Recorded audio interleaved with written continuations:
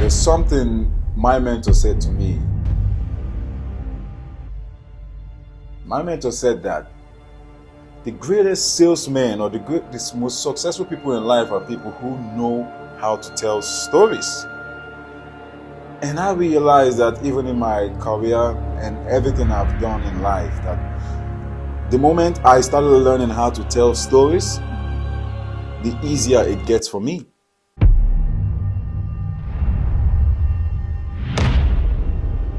And when I heard Mirsada's story of how she has gotten to this point, I was thrilled. I said, listen, I'm going to spend time. I'm going to come to Boston because I need to hear this story for myself, all right? And I just wanted to use the opportunity to share her story with you so that if you find sense in what she said, or if any of her story or any of this line kind of hit you somewhere, somewhere in the kidney or somewhere, you can reach out to her. But I just want to use this opportunity to introduce Mirsada. Hi. You're welcome. Thank you so much. I know you should be welcoming. You should be welcoming to Boston, but well, it's my podcast, so you're welcome to my podcast. Thank you, Alex. I'm really grateful and having the opportunity to be invited to speak. It always has been my passion to be one day to inspire others and change their lives. Teach them that they can manifest their dreams, they can accomplish desires they want if they have the faith and the belief and the value they build in themselves. And so the more they believe in themselves, they'll have the courage to face the fears and do the impossible. Wonderful. That's like a whole line of lyrics. Okay, but here's the thing. You see, I've dealt with a whole lot of mentors, coaches. Mm-hmm. I've met a lot of potential coaches. Mm-hmm. And I'm curious at this moment. Okay. Because everyone's got a story. That's correct. Everyone has something to talk about. But not everyone is impacting lives. Okay. And why I say that is because I've met some people, they want to be a coach and they have this story and they're passionate about it, but they're not just making the waves as mm-hmm. coaches. Okay. To you, who's a coach? A coach is somebody who has the knowledge, has the experience, someone who has gone through the pain, who has gone through the challenges, who has many times failed in life, but has never given up. He knows that in order to become the better identity, a better person, someone knows that they need to invest in their growth, in themselves. So you have to understand that to invest in your growth is a way modeling somebody who has the life that you desire to live. Mm. Yes. Wow. Modeling someone like this. But now the question is, so what if the person doesn't have the kind of life I want? Well, if the person doesn't have the life that I want, he can start by himself understanding that. And from my experience, I have tried doing everything myself. I have put in the sleepless nights. I have done the writing, the scripting. Visualizing, meditating. I have done it all, and it wasn't working. And I learned that in order for my life to change, I have to find somebody that has that life, that went through the experience, so I don't have to go through the pain of failing and not figuring and trying to figure out.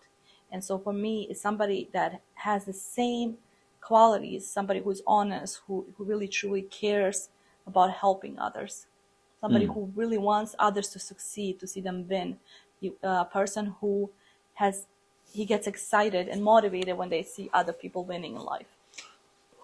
So, okay. Mm-hmm.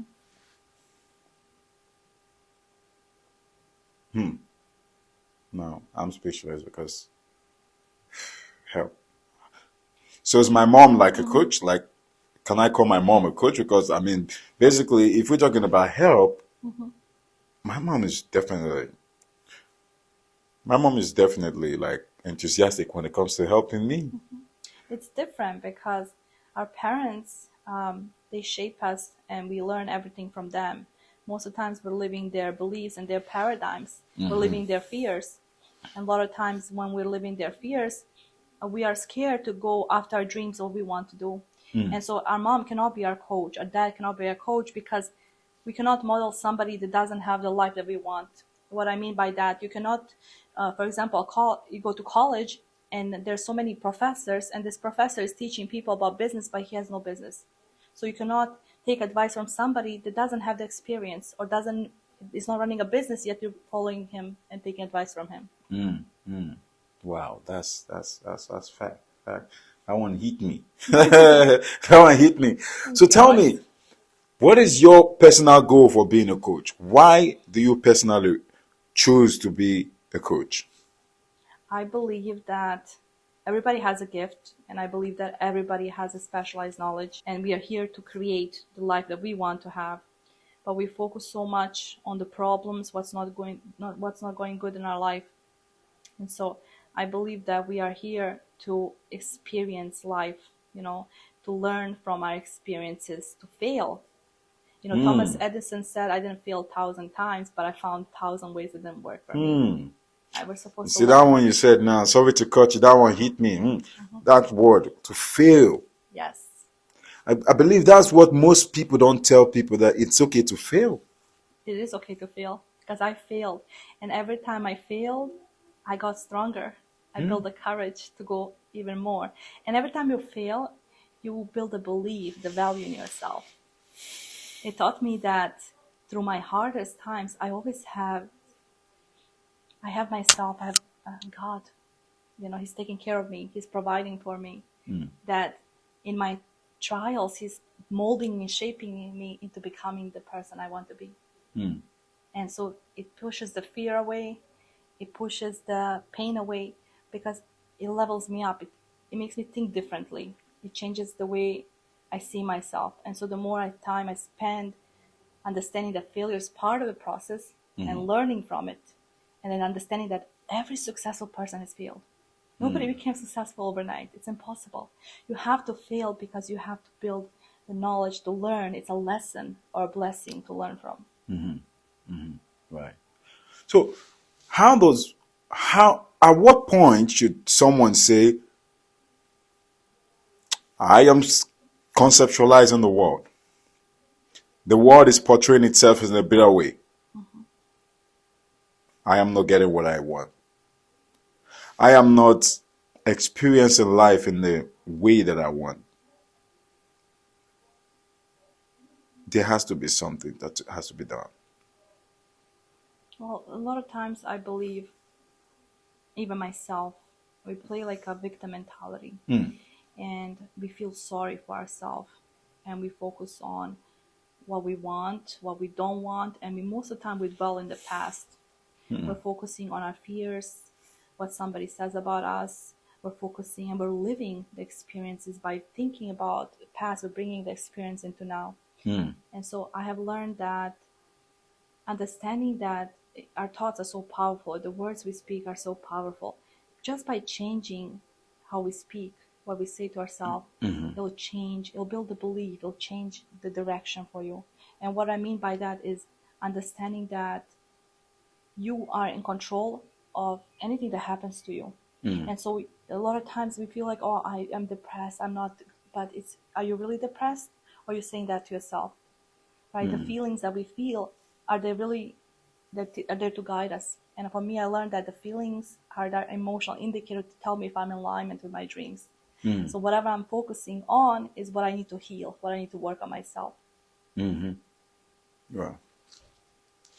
So what should people do when they realize that they should have a coach? Like, how do people reach out to coaches? How do people contact coaches? I mean, you personally, how do clients contact you? I speak, and my passion really is one day is to feed a lot of children. I love orphan children. The story goes back to my grandfather, who was an orphan who helped so many children during the wartime, and I want to be inspiration to many. But I understood that the coach is so important, because I have tried it, I have done it all, and it wasn't working. Okay. And so when I understood that all the successful people they have a mentor, coach, they're taking advice from somebody that has that knowledge. It could be a lesson, a small thing, just by making that shift and understanding that once you change and you understand that once you change and you say enough is enough, I'm sick and tired of my life, I'm tired of the way I'm living, I'm tired of everybody's doing the same thing, my friends are always doing the same things, and you say enough is enough, I want to change my life, you get that burning urge that you need, you're ready and committed to have a coach. And for me I was like, enough is enough. I don't understand why is everybody 99% of people are poor, only 1% is rich. And that was intriguing for me. And I started on a self-development journey, studying, understanding why. Why is it that 99% of people are poor, yet 1% is rich? And it came down to understanding that a lot of people are afraid, they have fears, the 6 fears that we have. And this is why we don't go after our dreams. We don't invest in ourselves. We don't invest in a coach because we're scared. We're scared that either we're gonna fail or we're not good at it. And so one of the fears there is like fear of judgment. They're afraid what other people will think. Fear of criticism, fear of not being good enough, fear of not worthy, fear of not deserving. And so they don't think they can do it, or they don't think they have the skills or the knowledge. And I learned that a lot of times they belittle themselves because of the past experience that they experience. They could have invested in a previous coach, who wasn't a good for them, but they did it anyway. And so they think because they invested in the wrong coach, that other people like that too, but they're not. So, at what point do you think one should change coach? A coach is somebody that truly wants to see you win, that wants to help you, that he's when you're winning, he's there for you. When you need somebody, he's there for you. Point when you need to change a coach is when you see that he's not happy for you. He's not happy for your results in life. He doesn't. He sees that you're winning, but he's not celebrating your wins. That reminds me what Dr. Jordan Peterson said. He said that if you want to know your friend, tell them good news, and they're happy. They will rejoice with you. Tell them bad news, and they will feel sad. Correct. And they will not use that opportunity to tell you about something bad that has happened to them in similar manner. Yes, exactly. They will share your grief with you. Correct. And they will not taint it with their own experiences. Correct. Or you tell them a good news and then they don't use that as an opportunity for them to now bring up something good of similar nature that has happened to them in the past. Correct. So I'm really glad you said that, because that is a true indicator. And I started doing that. I'll tell my friend the good news and I'll just watch him. Yeah. And then he started, oh yeah, that happened to me some time ago. Yeah, that's good.